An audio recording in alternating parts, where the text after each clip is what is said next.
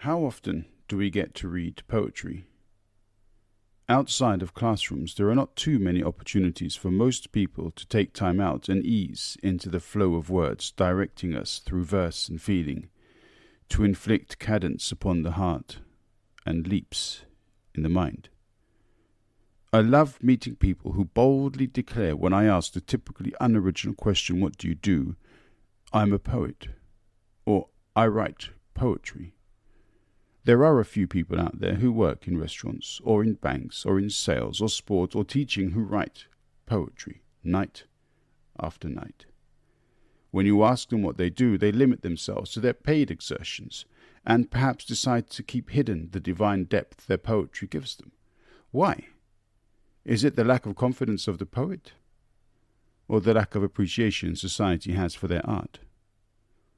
Or is it the weight of the title poet? Poet Ty, thank you for taking the time to speak with me and for sharing your work. Enjoy. The podcast from Drew and Mike I think it's really cool, and that is what I wanted to say. Two and a mic. Two and a mic.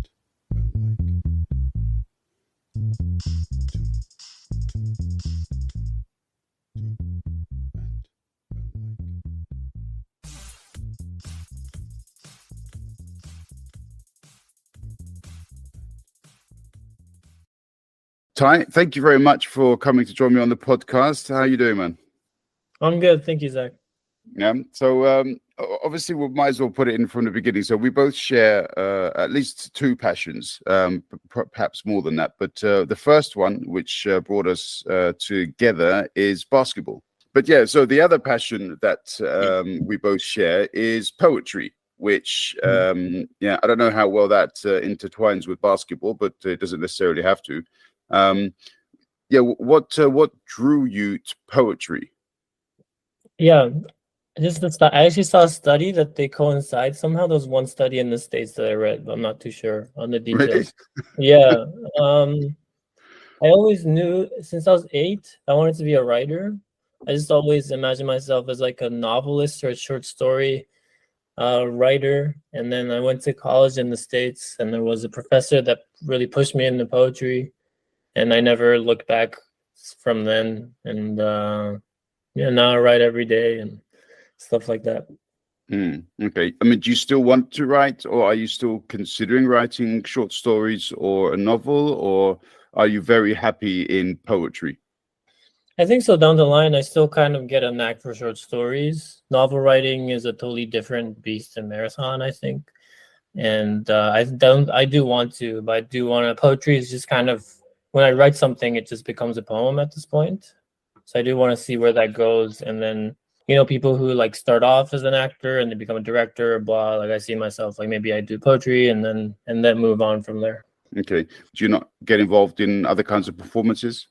Not really. I'm thinking about it, but mostly so I run a collective here in Berlin with my best friend Hannah, and we host events and concerts and workshops and whatnot, and those things I like MC. So that's not really art, but I like organizing those events as well and getting in front of people. Okay. All right. Yeah. Because you mentioned before something which for some reason in my mind translated into the performing arts. But okay. All right. So yeah, we could talk about those things maybe on another occasion, just to hear what kind of things you do in Berlin. Because what also really interests me is this amalgamation of different cultures. So obviously you're from Japan, you're Japanese, but then you've also experienced the USA, and now you're in Germany. I mean, these are quite distinct cultures, aren't they? They are, yeah. I mean, grew up very privileged. I'm privileged to have those things, and I don't know. I try not to complain because I know there are other people who are refugees or whatever, but it's definitely been like nice growing experiences for me to spend like, a good amount of time in 3 different continents. Yeah. And do your do your poems, because we'll get into some more detail, do your poems reflect more your roots or the sort of travel elements that you've picked up? I think inherently my roots come out just because it's part of me. A lot of what inspires me is change around me or traveling or, the sort of environment that's surrounding me.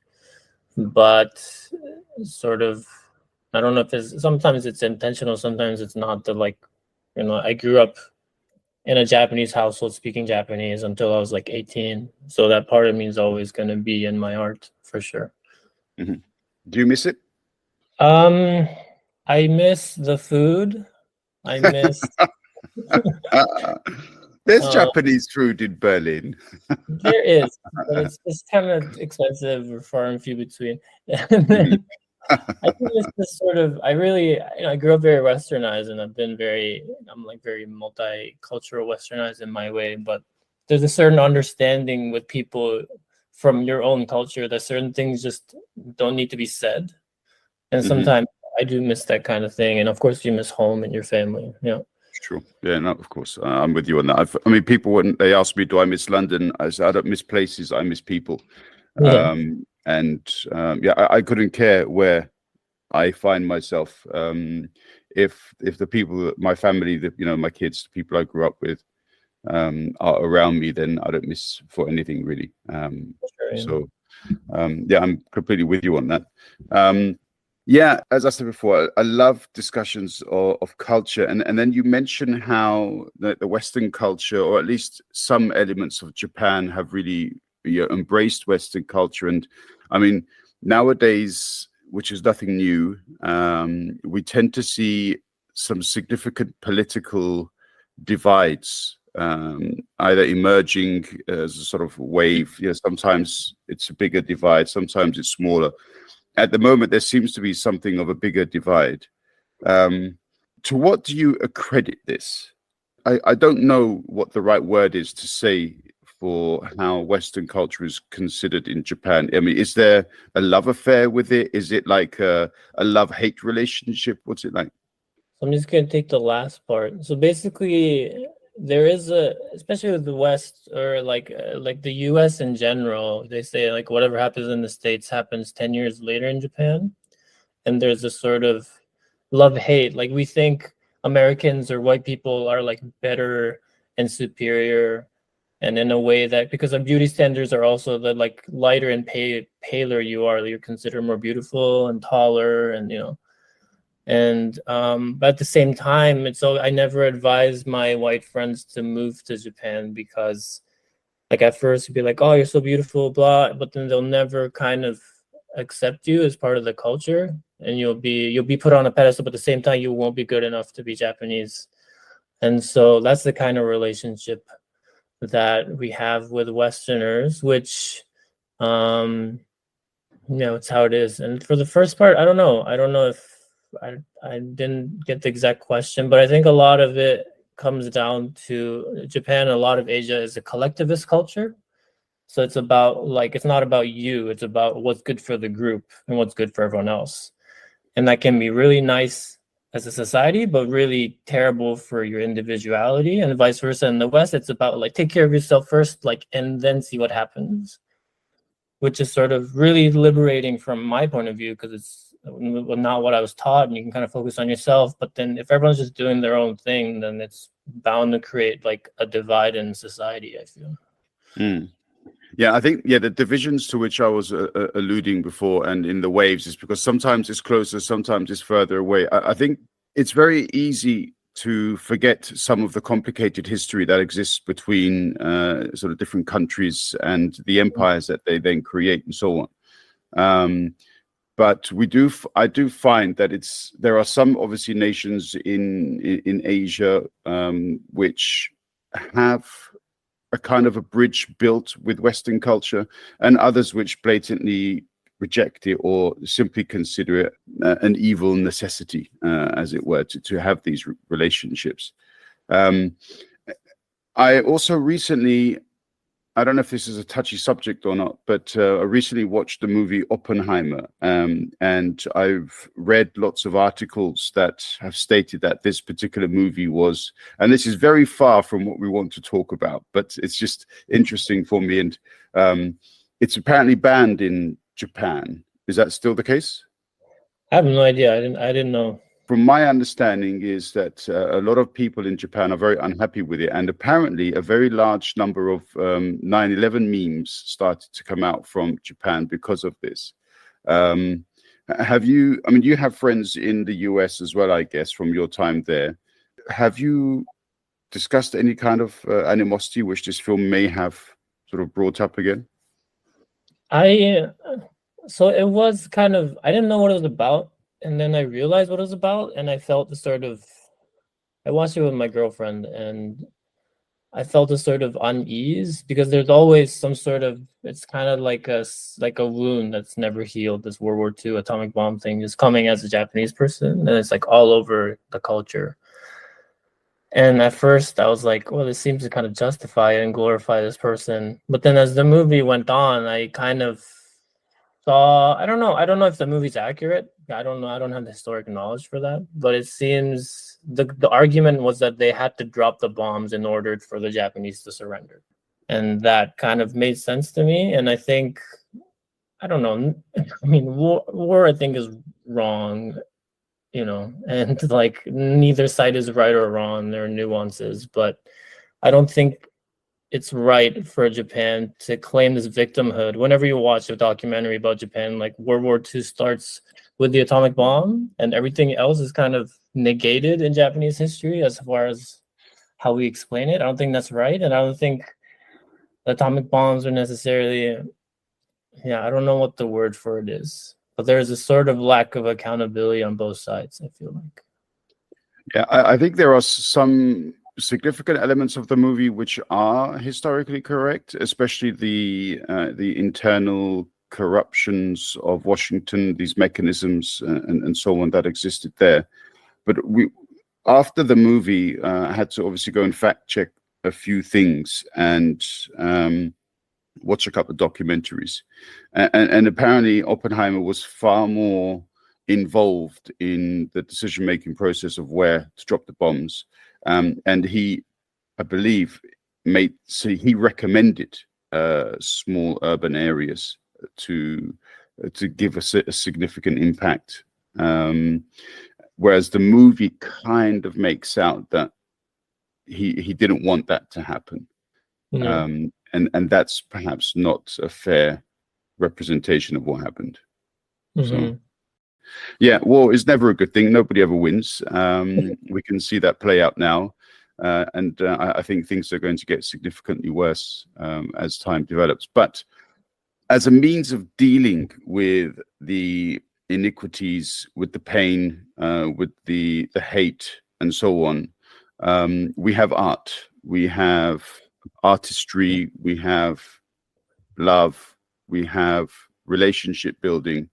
And I find poetry delivers very powerful messages in very interesting ways. Do you want to talk a bit about your style before I ask you to kindly read a little bit if you wish? But do you want to talk a bit about your style? Because when you sent me your text, I looked at it and it's not the traditional poem that I grew up reading. So that's what first struck me is, oh wow, this has a completely different structure. Yeah, so I'm assuming, so it doesn't have a sort of meter or rhyme scheme or anything, and it's also not slam poetry and its performative quality. It's more spoken word. I'm influenced very much by the modernists of the 20s, so anything from like Virginia Woolf, T.S. Eliot. Hemingway is more of a realist, but like James Joyce, Gertrude Stein, that whole kind of group that was hanging out in Paris. The sort of post-World War I, there's a lot of disjunctiveness, there's a lot of disillusionment, and which is seen in the format of the writing as well. And my style, so it's very stream of consciousness. I used to just kind of write down whatever came to my mind. And these days I still do that, but it's more edited, and I try to kind of, be better at my craft every day. Yeah, why not? But there is obviously also this beauty in the raw communication of feelings, especially whenever I've tried to partake in some form of artistic endeavor, I tend to find that if I'm in a certain zone, that can lead to anywhere. It can either lead to absolute crap, which afterwards has no meaning to myself either, or I find I've written something which is quite powerful. Yeah, I mean, where do you fall in that particular zone? I could talk about this forever, but like, I'm pretty confident about my writing and my process. I think I'm a good writer. I think I have talent, and yet I think there's like a lifetime worth of room of improvement. I think I still write for my own like self-fulfillment, which is fine. But I think I still have a room of improvement in poetry that really resonates with people or really touches on the subject matter or things like I have a mentor in the city who's, kind of helps me from time to time. But I need to read more. There's a lot I need to do. Like I guess I'm confident in my potential, but I'm not there yet. Yeah, do you want to read a bit of something that you've picked out, and then we can maybe talk about that as well, and and then people can understand more what we're talking about with the stylistic element and some of your other influences. Sure. Yeah. I was thinking about which one to read. I'll read my most recent one that I sent to you on chat. It's called "The Wind Takes the Drums to My Ears." I'm trying to find the words to describe guilt as music plays around me, you, not us. How I feel about the people around you, spiritual, him. I smile, shake hands, and my heart drops a few inches. I feel. It's a calm darkness that surrounds my heart. And life isn't too fun and casual. There are consequences. I'm not too sure you consider. My not too far gone lover, where have we gone? Still here, still here. There seems to be change which you do not comprehend, do not wish to comprehend. I can't seem to sink into the sweetness, the pure jovial sweetness of us. I fear it's gone. I fear it's not fear. I fear you might not hear this. Thank you. Yeah, fantastic. I loved it reading it.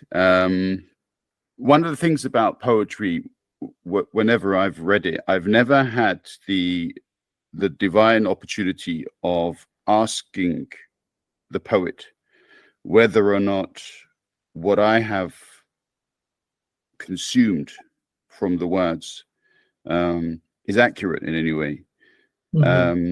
So what I get from this is a certain depth of loneliness, a sense of loss, a sense of disappointment. But I mean, these are perhaps just on the surface. You talk about a darkness that surrounds your heart. So, I mean, how much of these of what I've said is accurate? Let's go that route, and then afterwards we can perhaps talk about other things.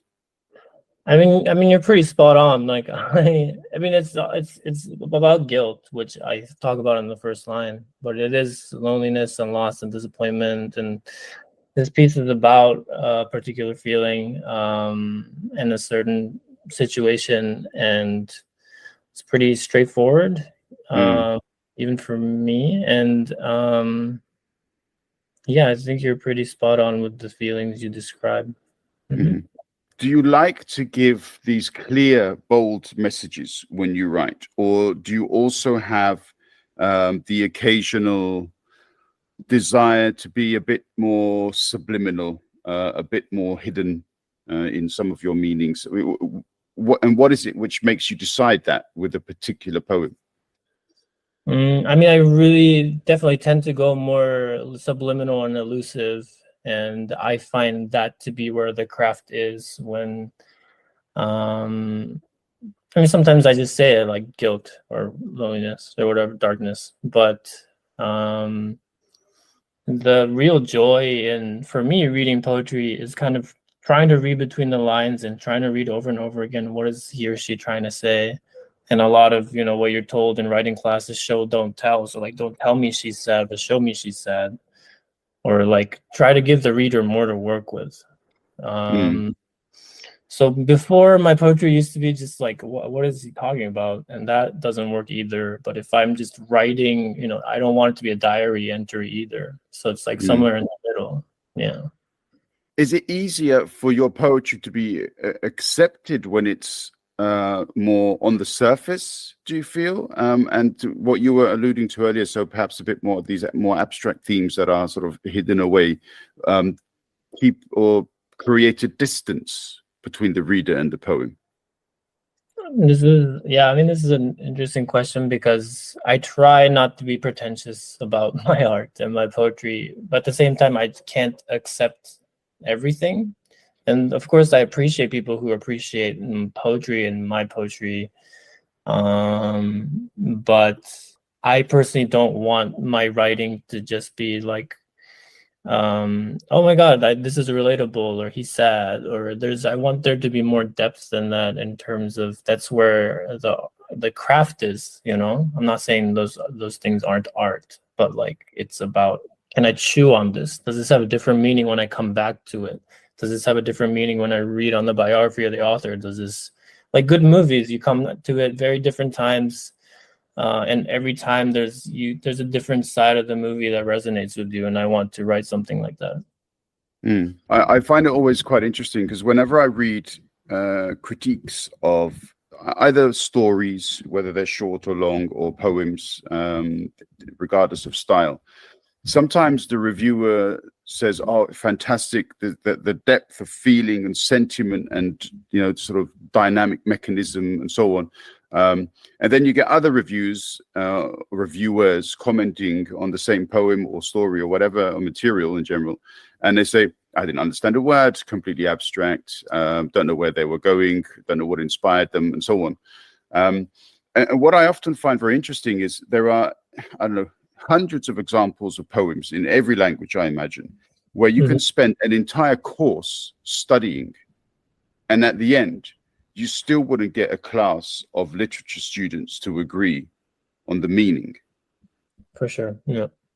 So what is then the difference? And those are poems or stories which are considered classics, but reviewers nowadays, if they can't understand it automatically, oh no, it doesn't mean anything. How can we, on the one hand, revere these literary greats for their depth and so on, and on the other hand, not show the same willingness to understand in modern poets? That's an interesting question, because of course there's a sort of, you have to respect people who've put the work in and really kind of writes, is a professional poet, you know, like I took a class in college about T.S. Eliot's The Wasteland. The entire semester was about this one poem because he references like 30 books. And that's just a different kind of, you know, craft versus what I'm doing, where I experience life and I just write it down. But also, if no one can understand it unless you've read these 100 books, then does it make it that much smarter or no? On the other hand, it's, you know, there's a short attention span sort of culture where it needs to hit or it's gone. And that's what I'm kind of struggling with, because I used to put my poems on Instagram, but no one's trying to really sit down and read a poem on Instagram. It's not really the platform for it. But yeah, there's something to be said about a piece of art that just resonates with someone instantly, and there's an accessibility to it. I don't know. I'm struggling with it right now because I do want people to appreciate my poems. I'm not too sure I have an answer right now. Yeah, it's not necessarily the need. Sometimes it's the journey which is what counts, and not necessarily the final elements which bring it to a conclusion. What you said reminds me, when I lived in Parma in Italy for 4 years, and there was a building in the center of the square where regardless of what bar Mm. was established or set up, it would never achieve success. Whereas a bar on the other side of the street was always packed. Mm. And I think there was even an occasion when the person who owned the successful bar also moved into that building, and that also didn't work. Huh. Yeah.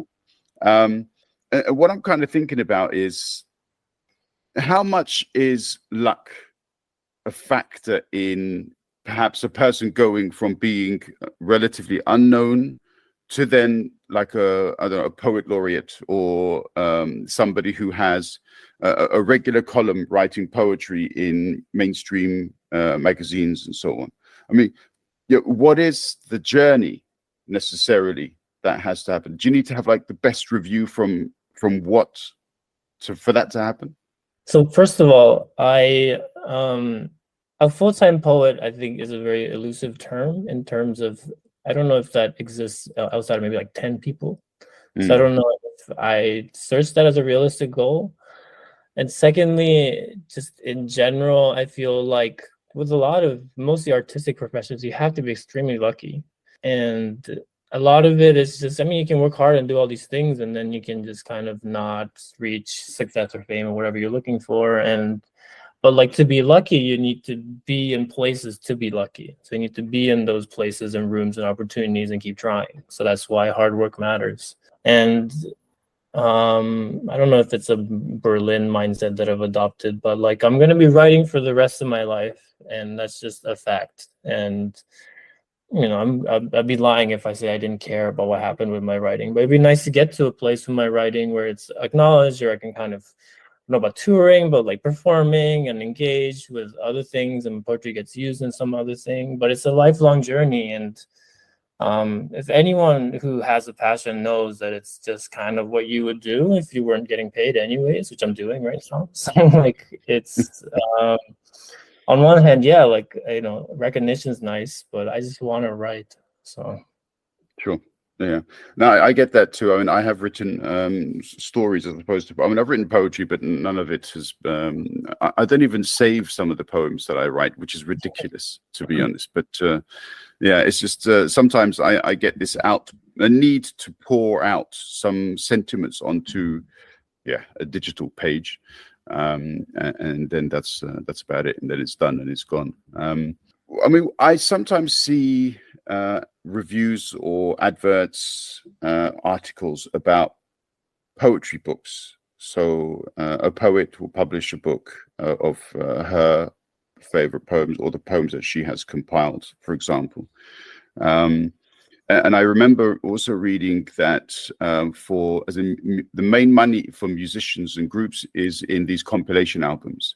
So from what you are aware, is that a similar situation in poetry? I mean, would you potentially be able to make money producing books of your poetry, or is it better for you to have one of your or two of your poems in a compilation of 2023's best poems on love, for example?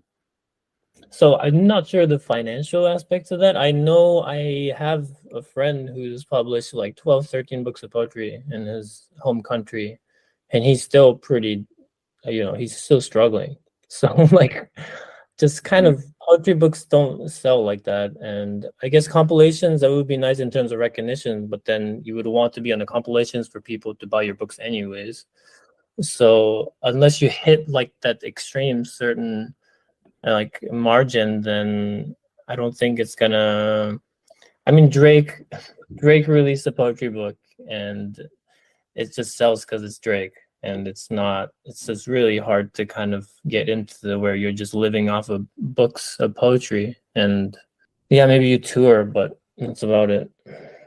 Okay, is this Drake of Toronto Raptors? Yeah, the rapper. Yeah, he released this like poetry book, which like I'm not too interested in reading, and it got like terrible reviews from all these poets. But like, of course, his fans are gonna buy it, and just because he's famous. Sure. Yeah. Okay. All right. I guess that's that's the important point then, isn't it? Because that's not even necessarily connected to a person's talent in the area. It's just the name. the digital art, I guess, or the printed art, I should say, has over the last 20 or 30 years experienced significant change with regards to the competition that it faces through other kinds of entertainment mediums and so on. And obviously for both of us, you much more so, passion in poetry means that it will always remain relevant for us. But have you seen a kind of dwindling of interest in poetry in general, or do you think poetry has always been niche anyway? So I think there's been an increase. So with spoken word poetry is there. Then there are channels like Button Poetry or stuff like that on YouTube, which is more slam poetry, and that's catching fire. Like there are competitions all the time here in Germany, and if you widen it to like hip hop or music to that point, where I think music is the most common form in which people consume poetry, there's been a rise. But if you're talking about like just print reading poetry, it's always, I mean, other than the times when there was a poet laureate and a kingdom and whatever, like it's gonna be niche, I think. And do you participate in some of these competitions? So I'm not a slam poet, so I don't participate in any slam competitions, but I mean, I run my own events where it's poetry night or artist showcases, or I've been invited to perform different events. So I've done that. Yeah. Okay. And also just for information purposes, can you give me a link where we may be able to catch information on some of these events? Do you have a fixed place where you include your agenda, as it were? Sure. Yeah, I do it as part of my collective, and whenever there's an event, I put it out there. But it's usually on my Instagram or my collective's Instagram. Yep. Okay. All right. Cool. So I'll need those details if that's okay, and then I can put them in the podcast notes as well later on. Of course. Yeah. Then people can follow you from there, me included. Yeah. Okay. And what about the audio for, as you said, reading? As in, do you also have your own YouTube channel or TikTok or whatever it is where you read some of your poetry, or do you prefer it to be received by the reader in the voice that the reader would like to attribute to it? I've tried doing TikToks. I just took a TikTok workshop actually, so I'm trying to get better. But I'm more for reading it on text, but now I've realized that I need to adapt to the way people consume different mediums. So I'm trying to collaborate with other artists, whether it be like a poetry video, a poetry and like music, a poetry and dance. And so I'm trying to venture out on those things right now. Yeah. Okay. Yeah, I would like to also include in the notes of the podcast some of the one or two of the verses, or maybe one is enough, by your permission, of course, just so that people can see the structure that you write in, because it would not, unless people are familiar or can familiarize or can, I suppose, imagine the pauses in which you recited your poem to then into the way that it's written, they probably wouldn't realize exactly what structure that you provide. How much of that structure is inspired by Japanese writing? Japanese writing. It's more inspired by the sort of modernists that I talk about, but Japanese writing is very much heavy, but it's also about, Japanese is Japan's a very indirect place. We never say what we truly feel or say. So I definitely get that from there. And the sort of stoicism and humility, I'm sure, plays a part, but none of it's like intentional or conscious. It's just the more style I get from like T.S. Eliot and others. Yeah. Okay. I mean, I've never read Japanese writing, you could imagine. If somebody were to ask me to describe it, I would say it's far more vertical than horizontal. That's yes. Yeah. But I see that in your poetry. And is that in some way connected? Do your thoughts emerge better in this vertical style or fashion? That's a very interesting question. Maybe I might be giving myself more credit than it's due, but I'm still trying to, there's a sort of complicated relationship at home that one has, especially me as a person who's not speaking my mother tongue, who doesn't live in my country, which is a whole other subject. But yeah, I mean, it's kind of just flows better for me, and it's more pleasing for me to look at. And also, whenever I try to write prose, it just comes out very poetic, anyways, which might be a problem in its own self. But I don't know. It's just kind of how it comes out, I suppose. Yeah, I mean, like I say, I mean, it's one of the things that really struck me was that this is very, very unconventional in this, and convention is so related to. It's so subjective. I mean, my convention is different to the person who grew up next to me. So therefore, I wouldn't necessarily say there's a common convention which I would apply. But these sort of verse-heavy, more sort of left to right sentences and structures is what I was referring to. And that's very different in yours. There's a lot of shape. There's a lot of movement in your presentation. Yeah, I don't know, when it's like blog text like that, it just feels very cramped and sort of heavy on the eyes as well, which I don't know, that's how I perceive it. Yeah. Okay. All right. Yeah, interesting. Because I think, art has many different elements to it, and the way that it's presented is also in itself an art. I find that, why do you sometimes finish a sentence here and not somewhere else? Why do you cut short a thought in this way and not in another way? Why do you introduce a character here and not there? All of these things, and millions of others, of course, I suppose, go through your mind when you are creating these poems. Sometimes there are no answers to why a decision is made. It's true, yeah. I mean, I do play with it, like end of a sentence at the next line plays into the next sentence, or there's a double entendre, or the way I cut the sentence like really projects more of my loneliness, or there's a sort of, if I can't get a message across and I cut the sentence in half, it doesn't come across as smooth, or there's more impression that it's hard for me to say the thing. But also the way I read it changes when I read it and how I'm feeling, obviously. Yeah, and sometimes I just do things because it looks nice or sounds nice. Yeah. Yeah. When I used to write, because I haven't had the chance to write for a number of years now, which is really unfortunate. I say I haven't had the chance to write. I'm doing other stuff, and so therefore it's my fault. I don't want to say it's life has taken this away from me. It's bollocks. But I used to love writing at night, and darkness plays a theme, quite a powerful theme. Do you also like to write at night? I do, and I love staying up, and I'm most creative at night.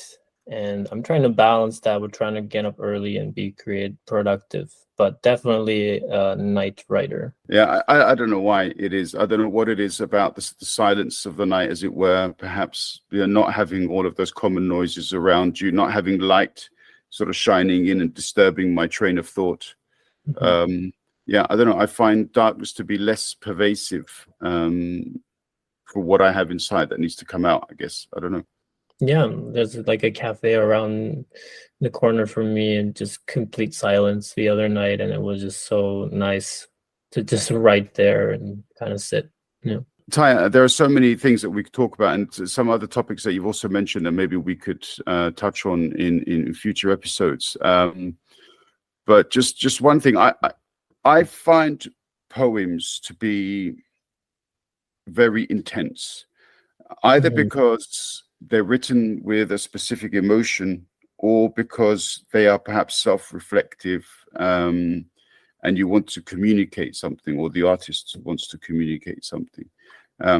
How difficult is it for you sometimes to talk about your more personal poems if people ask you questions? And do you actually think about that? Is this like a way you use to kind of apply censorship to what you write because you don't want to reveal something? I don't know if any of this makes sense, but does that play a part?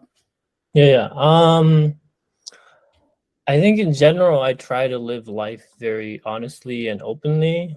I'm sure people can attest to this, where I'm just pretty myself all the time. And if anyone asks me a question, I'll answer them honestly. So at this point, anything I write and share, I'm willing to talk about, if it's in the right context.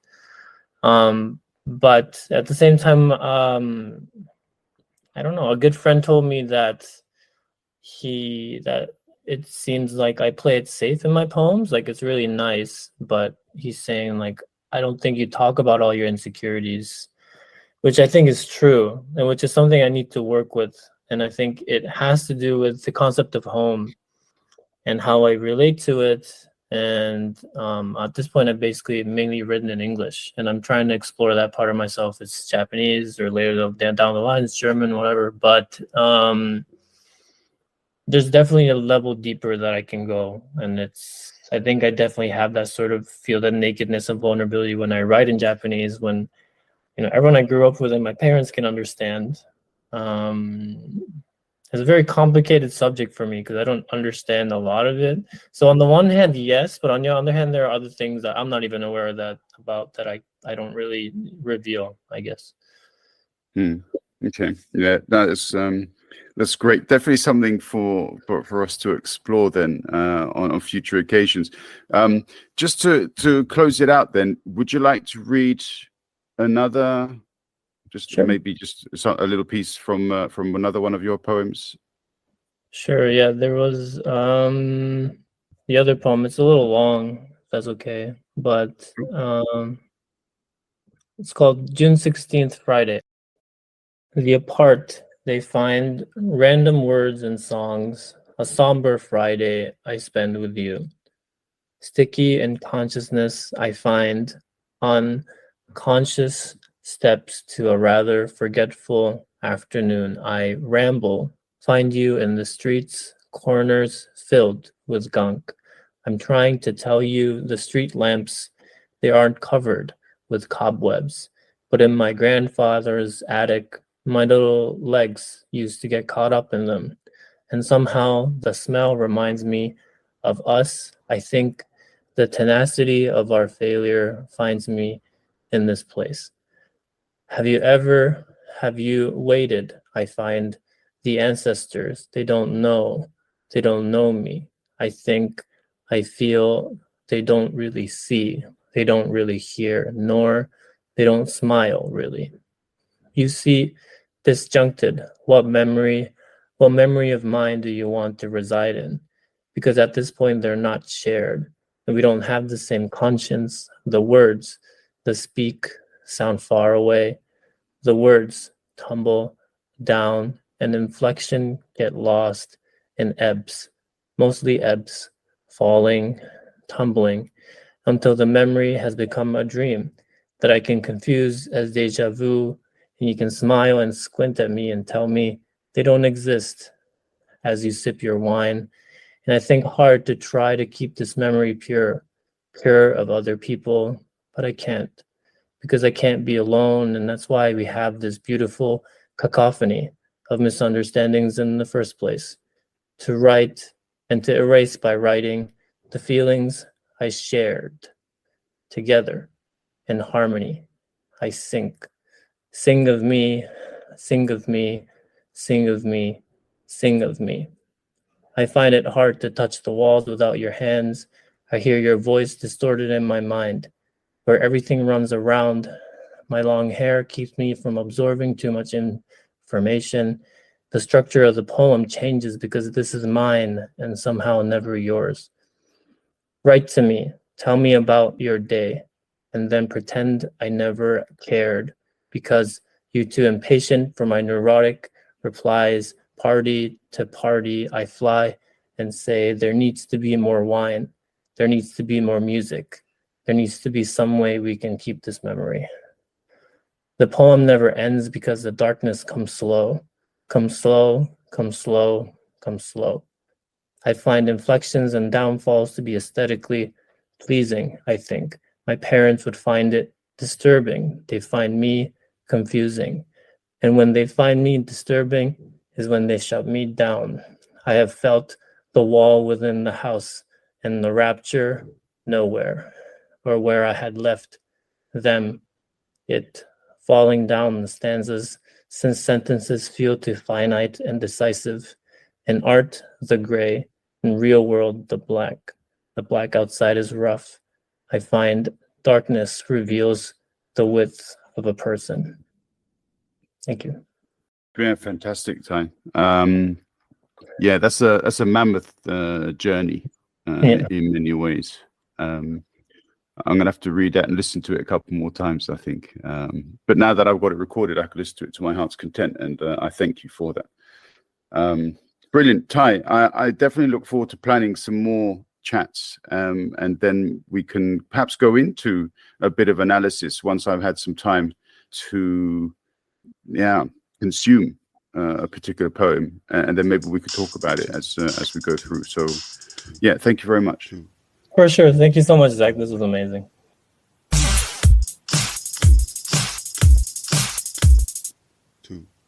And mic.